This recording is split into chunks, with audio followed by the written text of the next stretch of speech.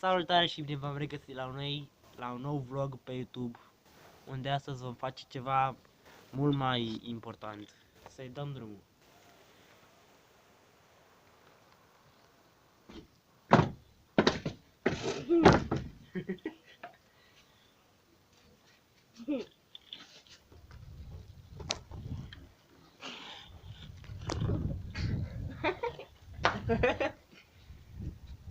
Imediat. Asta stai că nu se vede bine, șeful. Așa, acum da.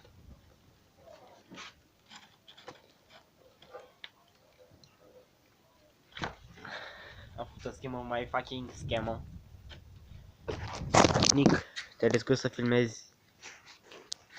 Da. Sau nu știu. Imediat.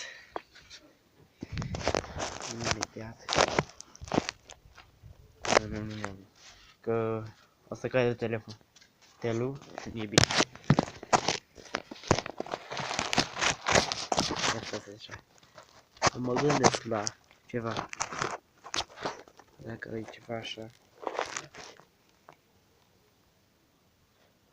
Sper să nu cadă. Știu că filmezi, dar vorbește și tu, da? De-tu de acolo.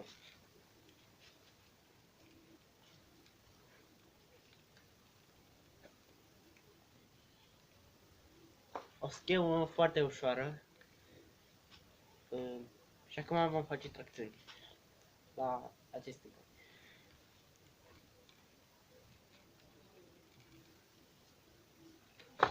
Deci e foarte ușor, ești acolo.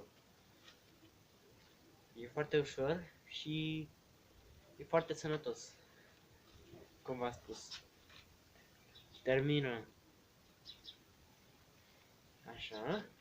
Bine, facem o altă schemă. Sper să nu cadă telefonul, că am belit-o. A doua schemă. Nu mai. O schemă mai complicată de data asta. Imediat. Salutare! Dacă se vede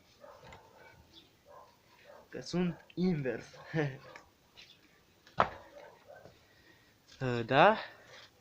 Și dacă să dați like, subscribe și voi face mai multe videoclipuri dintre acestea. La revedere, o zi frumoasă!